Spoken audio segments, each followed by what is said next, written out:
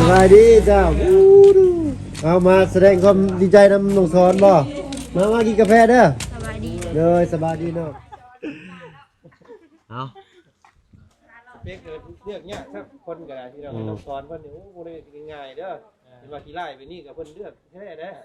ต้มไก่ขึ้นบ่ซ้อนมื้อนี้มื้อนี้เนาะ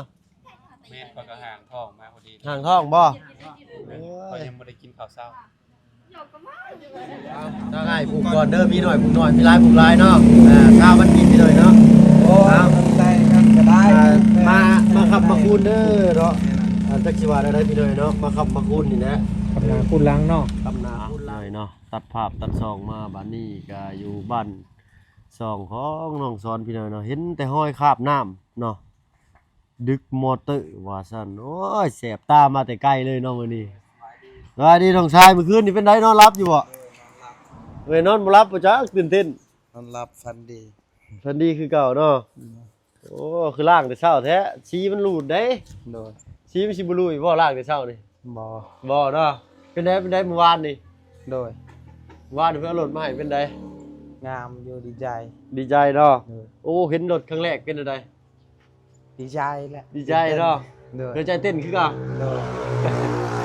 อ้าวพี่หน่อยเนาะ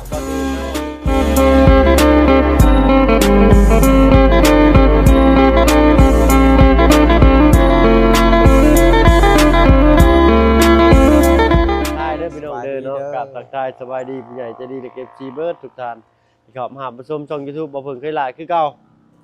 เนาะบ่ฟังไทยฟังลาวแล้วก็ทั้งฟังต่างประเทศก็ยินดีต้อนรับเข้าสู่ช่อง YouTube บ่เพิ่งเคยหลายเช่นเคยพี่น้อยเนาะเมื่อวานนี้เนาะทางบ่เพิ่งเกิดอุบัติเหตุนิดหน่อยน้อยนึงว่าซั่นซะเนาะทางแต่ว่าบ่เป็นบ่เพิ่งเองดอกพี่น้อยเนาะแต่ว่ารถบ่เพิ่งเนาะรถบ่เพิ่งเกิดหมู่ยืมไปเลยเห็นรถล้มได้ต้องสอนงามคือเก่าโดยเนาะโดยสั้นแต่ว่าปากมักชิบเลยบัดนี้เนาะอันนี้ก็จนโง่ไปหมดมันได้เอาคืนได้บัดนี้จะเชียร์ขึ้นบ่แล้วสิงอฮัดให้มีเหล็กบ่อย่ามันฉีกจะไปให้หาดเพิ่นงัดอย่าให้งานหาดเพิ่นงัดก็ได้แล้วนึงพี่น้อยเนาะแต่ระบบไฟได้คือเก่าเนาะบ่สิเมื่อบ้านมื้อนี้เอ้ยแต่โคกแล้วแต่โคกจนบ่กล้าเอาไปใช้รถก็ได้มันบ่มีไฟเลี้ยวเฮาก็ไปเอาเฮ็ดไฟเลี้ยวมันแล้วก็จึงขี่เอาบ่เป็นหยังฟาดเคาะพี่น้อยเนาะสมมุติว่าเพิ่นบ่เกิดก็จะอันนั้นสิได้เกิดกับเฮา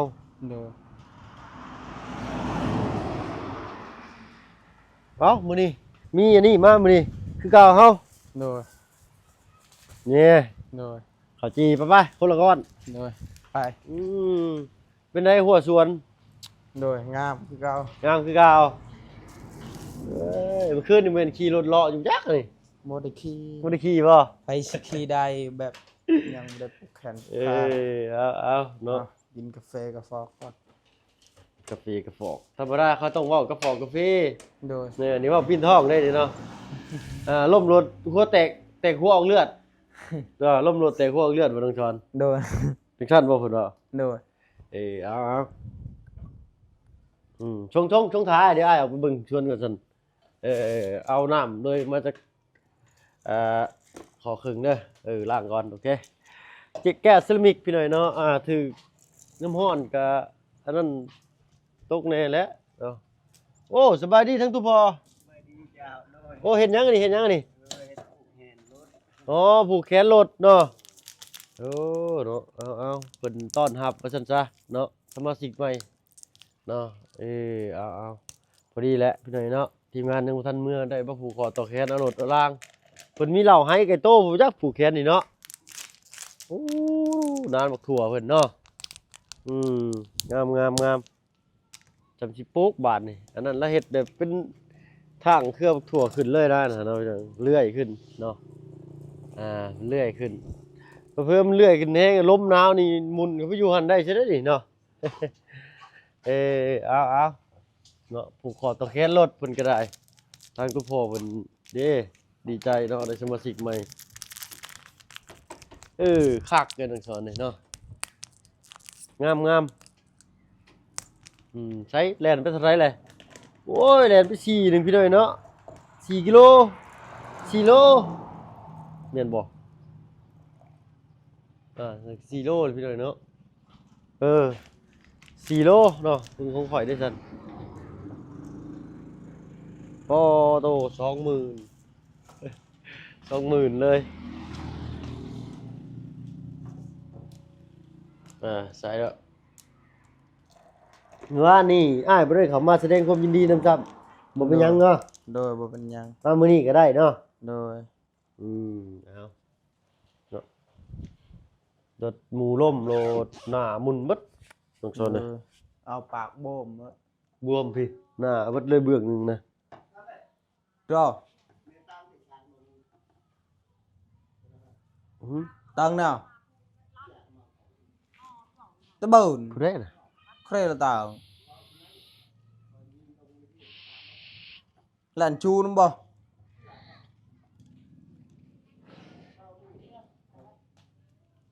chuyên chu nó không có không tí chai tao cứ là khuê là từ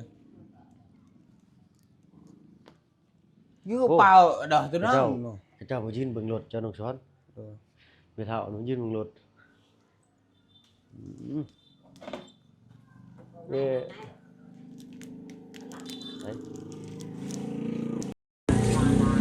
อ้าวยิงครับยิงยายิงราชายิง นี่แหละ ไหล โอ้ย อ้าวคือเอายิงละอายพาไปบังรับไปทอนไก่พามาเบิ่งรถได้ช้อนบ่จ้ะโอ้ยเนาะเด็กน้อยยังมาเบิ่งกินเบิ่งเลยน้องช้อนเอ้ยแต่ข้าวโพดจ้ะ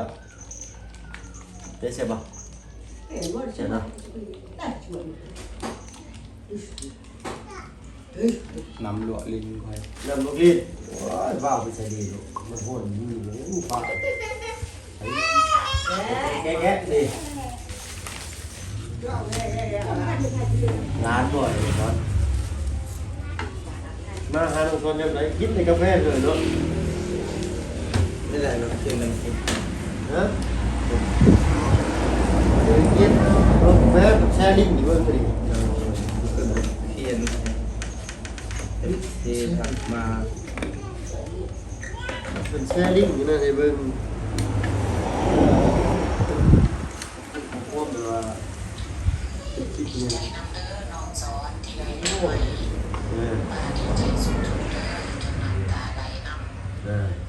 เดี๋ยวเราเป็นแสดงความยินดีนำเด้อมื้อนี้ผู้ข้อตอบแทนได้เพิ่นเอาไว้ได้เราเป็นผู้ชั่วโมงนี้เพิ่นทำบ่บ่นี่ ôi hai đời một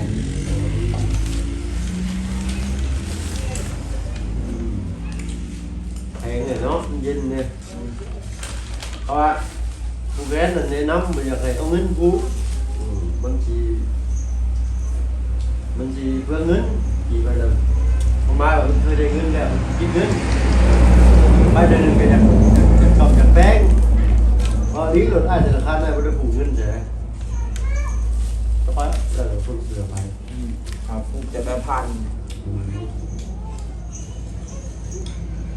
มีเห็นยังไงเนี่ยผูกแค่รถอยู่นั่นแหละ จับละพอค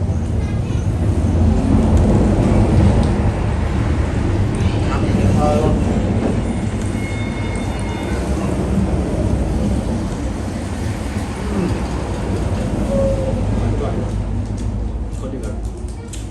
ตจริงต้องมีบวกเลยส่วนนั้นขี่ไปใช้ไหนแล้ว บอกคือ ฮะ บอก ไม่ได้ขี่ไปใช้เลย เงินจะเราเที่ยวไปเที่ยวมาคนดีหมู่บ้านเลย โอ้ใกล้กิโลบอดอ่ะ ทั้งเขาให้ลองเด้ ร้อง ด้วย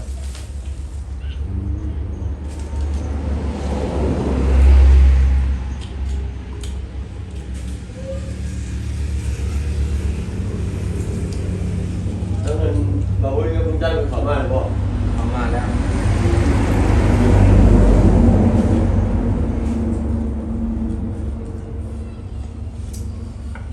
มันมาเบิ่งรถไม้เพื่อนเนาะให้ถึงร้านมันดูว่าเจ้าหมดเลย rồi มันมาเบิ่งรถที่เลย chứ không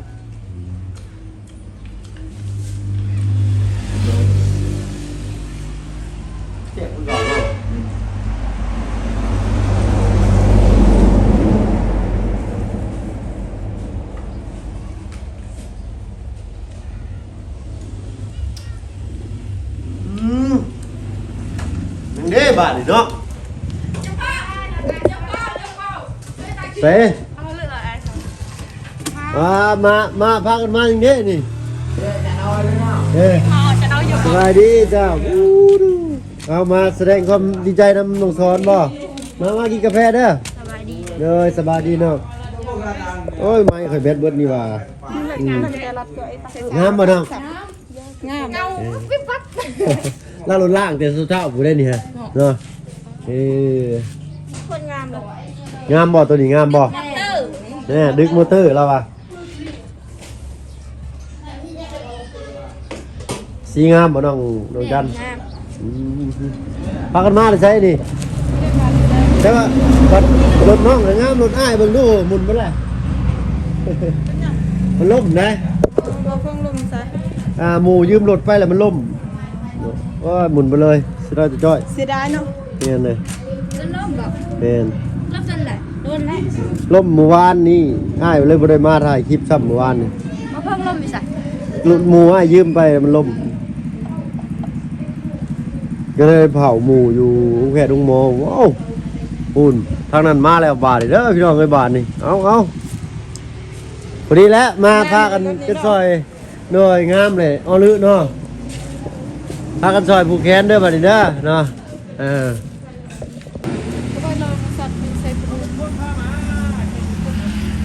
โอ้มาแล้วท่านเนาะมาเด้อโดยน้องเพิ่นมาแสดงความดีใจนำลูกศรเพิ่นสั่นซะเนาะเอาท่าดังเราเลยบุ้ยนั่งไหมน้องนั่งไหมคันทางเนื้อนั่งคือออกไปนั่งนอกบ่สั่นเนี่ยมันบอกพ่อกันนั่งเราจะนวดเลยเราจะนวดในรูโซนในรูก็อีกรอบยังรีบบัดเนาะเอาไปสั่นไปออกไปนั่งนอกไปแล้วมันจึงเบ็ดก็นั่งไปเรื่องง่ายฉากเบ็ดไม้ไปก่อนจะหน่อยเพิ่นมาแสดงความยินดีน้ำนงชอนดิเนาะไปเด้อพี่น้องเด้อโดยสบายดีจ้ะรถคันไหนนี่เล่นรถคันเก่าเราผู้ใดสิบุแค้นมัดช่องได้ฮะยันคนนอนย่อได้ตัวเด่นเนาะโดยเพราะว่าได้ตัวใหม่มากคนนอนย่อบ่ได้ได้เมื่อกี้นี่ก็มีทางอันพี่น้องเพิ่นย่างมาเด้ร้านเพิ่นให้หยวดให้มาเบิ่งกันให้มาเบิ่งรถไอ้ซ้อนเพิ่นว่าเลยใช่พี่เห็นกันโดนเลยเนาะน้ำบ่มีซ้ำน้ำบ่มาน้ำบ่ไหลเนาะมือจับมือแล้วได้มาเลยไม่ได้อาบน้ำซ้ำเป็นควายนะใช่อันอยู่ข้างในก็มีว่านี่มี2 คนใช่ออกมาเลยแม่อยู่มันสิเข้าไปเสาเฮงอยู่เพื่อนหอแล้วบ่ได้หันคลำแน่ฮะน้องละน้อยยังไงน้องเพลงคลำด้วยเจ้าไปอยู่ห้องผู้บ่าวโสดซ้ำขอบคุณคนโลกเลยเสียงหมูเลยเสียงหมูหมูห้องโลดวันนี้เราให้ไก่โตแล้วเจ้าใช่มายืนเทียบกันยังอยู่ถ่ายรูปนี่โชว์คือยังไงเนาะรถใหม่เนาะเนี่ยหอมดีพอคอนเสิร์ตนี้ก็เดี๋ยวหอมดีเนาะคนเชิญแต่แขกกันบ้านอื่นมั้งเนาะสาวบ้านตัวเองผมเชิญมาพ่อคนน้อยใจเลยเป็นกำลังไปน้ำพ่อเห็นบอกด้วยมาเด้อน้องยิงก่อนน้องผ้างามน้องละน้อยผมยินดีนะมือนี้พี่น้องเนาะมาแล้วทางโคกบาเลยโอ้รถคันนี้สิเป็นมันผู้สาวเนี่ยใส่นี่เนาะสาวเต็มบ้านแล้วมือนี้บอกสาวจันได้ขี่บ่รถเลยนี่เครื่องอะไรนั่นนึกว่าสาวจันนี่สาวจันพินนะจันมานี่บ่นะโอ้จานมาเลยโหมาจานมาเนาะเอารถคันนี้ก็แม่นบ่แม่นได้นี่พอทิ่มแล้วเนี่ยเห็นว่ามันเก่าก็อยากทิ่มมันแน่ดิเนาะ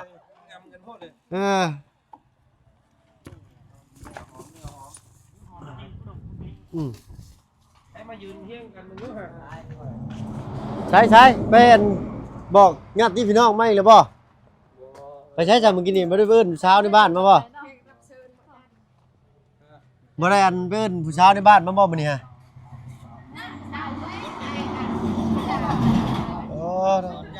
เซลอยู่บัดนี้เนาะเว้านำกันนึงก็นี่เนาะเว้าชื่อกัน3คนหมู่ยืนอยู่กลายเว้านำเว้านำนี่เนาะป้าลุงเพิ่นพังออกเด้อ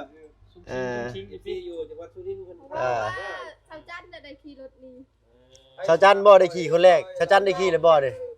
ไว้ง่ายภายในนอกเป็นวัสนา ยังบ่น้องจันยังบ่ได้ลองบ่ยังเนาะเวียนกรรมให้เนาะ เอา เพียงเกิดเรื่องเนี้ยครับคนก็ได้ที่เราต้องสอนเพิ่นนี่โอ้บ่ได้ง่ายๆเด้อเห็นว่าขี้ไล่ไปนี่ก็เพิ่นเลือกแท้เด้อเขินอีกเอ้ยเนาะ คอยได้เลือกไพ่คอยเลือกเอามันเลือก บ่ได้เลือกไผเอาหมดโอ้ย ใช้มีหยังในตอนหับแขกคนมานี่เนาะ โอ้ทางตู้พ่อเพิ่นเฮ็ดอันนำผู้ใดอ่ะ รวยกี่ ยังดีบาดตรวยนี่ไก่เนาะตรวยเป็นบ่ตรวยบาลำเราหน้าโมเดลตะ ผมดำๆเธอช่างมาทำให้มันดอนว่านี่ว่าเราอาบน้ำห้วยพุ่นเนาะน้ำบ่มา เราบริอาบน้ำ3 มื้อต้องใช้มันหมอกขาวมันหมุกเนาะ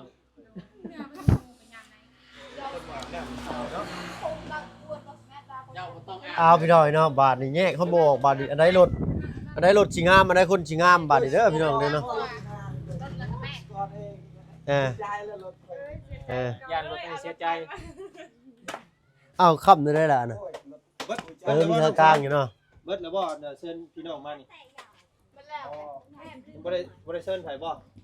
เอ้าน้องเจืองน้องจางก็ไปบอกเพิ่นแล้วว่าหมู่บอกเลยว่าแม่น้องเจือง เอาขี่รถไปบอกไปซ่อนมาโลดไป ได้น้องเจืองกัน ไปซ่อนน้องอันเจียงมาเด้อได้เอาคือเอิ้นหมู่ขึ้นท้ายรถแล้วก็ขี่มานำเด้อโอเค ยามกินบ่เอิ้นกันว่าเดี๋ยว ไปได้แม่รถใหม่นี่ไปซ่อนรถนะให้เพิ่นนั่งน้ำแน่จักบาทเอารถใหม่ซ่อนเลยให้เพิ่นนั้นเอิ้นเพิ่นขึ้นนั่งรถนำแหละ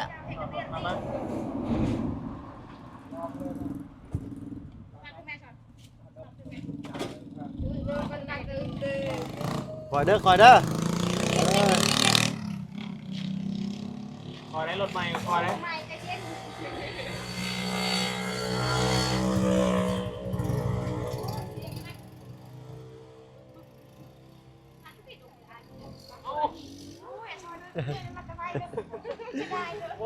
ไปรุ่นใจฮ้อนพี่น้องเอ้ยเนาะเอา กินข้าวกินน้ำเมื่อแล้วบ่สาวๆนี่ก็ได้นะ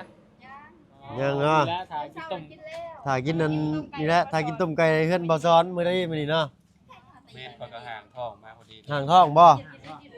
ก็ยังไม่ได้กินข้าวเช้า ช่วงน่าจะแล้วพอดีช่วงเที่ยงพอดี เที่ยงคุณบ่หรือสิแล้วนี่ เที่ยงก็สิแล้ว ยังเด้แปะไปยังมา บ่เป็นหยังเนาะอันคนแป้มีอยู่ดอกปลาลุง FC เพิ่นสิคอมเมนต์มาเองดอกเนาะบ่ยากเอาถ่าต้องช้อนจักหน่อยพี่หน่อยเนาะใช่บ่มาบ่น้องเจียงอ่ะ บอกแล้วสิมาเรามา โอ้ยจะเพิ่นมาเนาะ มี เอาซะน้อง เดียวในหมู่บ้านเด้ แล้วอันแป้วผ่ายผูกแขนมาอ้ายก่อนไปอ้ายสิผูกก่อนแล้วอ้ายจักสิเมื่อก่อนเด้อ อ้าวสิมาเลย แม่นแล้วมันเดินทางไกลเนาะ200โลผูกไปเอาผ่ายมาให้อ้ายก็เอา1ไป แล้วน้องซอสเลยน้องเพิ่งเสมอได้ ด้วยเอา50,000ด้วยใส่น้ำมันรถ สิเมื่อมื้อนี้บ่ ด้วยเมื่อก่อนเบิดเงินเบิดค่ำเลย ทางบ่าวคลาเพิ่นก็โอ้ยสิเข้าเดือนแล้วบ่จักเนาะ แต่วันที่วันที่20มื้อพอดีวันที่1พอดี วันที่20มื้อ นะมาเลยผูกไปมั้ยไอ้ผูกรถไปมั้ย เจอก่อนเป็นยังไงเนาะทาง ทางเมื่อมื้อนี้ เอาถ้าง่ายปลูกก่อนเด้อมีหน่อยปลูกหน่อยมีหลายปลูกหลายเนาะข้าวมันกินไปเลยเนาะ โอ้ใจกันก็ได้ มาขับมาคูนเด้อเนาะจักสิว่าได้พี่เลยเนาะมาขับมาคูนนี่นะ กำลังพูดล้างเนาะ กำนาคูนลังเดินทางไปใช้มาใช้ก็ให้งอดจอดถึงเอาหมัดเลยนะบัดนี้ ไปเศร้าเนาะ โดย เศร้ามาเนาะ เช้าอย่างเดียวเลยเช้าโชคเช้ามาเด้อเนาะคอยขี่คอยไปคอยมามันอยู่ขึ้นอยู่คนขี่รถก็ได้เนาะขี่ฟังคำว่ารถไหมเขาขี่รถ นั่ง นี่ ถ่ายได้น้องเด้อ บ่มี เดี๋ยวรอเขาบอกเสียงเบา บุญก่อน ขี่ไปหาเงินเดี๋ยวเพิ่ม เสียงเบาบุญเพิ่นก็ ขี่ไปใช้กันเป็นรถได้พี่เลยเนาะ เสื้อผ้าน้อง มีเงินอยู่10,000นี่ก็ลดลงเหลือ5เหลือ8แล้วเด้เพราะว่ารถเด้ถ้าเราขี่ไปหาเงินนี่เพิ่มเนาะมีทั้งคนดีและคนหายพี่เลยเนาะเอาเพิ่นก็สิขอตัวลำลาก่อนสบัดนี้เนาะดูแลสิพาเดินทางเมื่อบ้านเมื่อช่องก่อนเนาะเมื่อประมาณฮอดประมาณบ่าย1บ่าย2เลยกันสิพาลูกเมื่อบ้านหาเยี่ยมยามแม่เลยพี่เลยเนาะเอาสำหรับคลิปนี้เท่ากันดีเด้อขอตัวลำลาแล้วพี่เลยเนาะสบายดีจ้ะไปพี่เลยเนาะ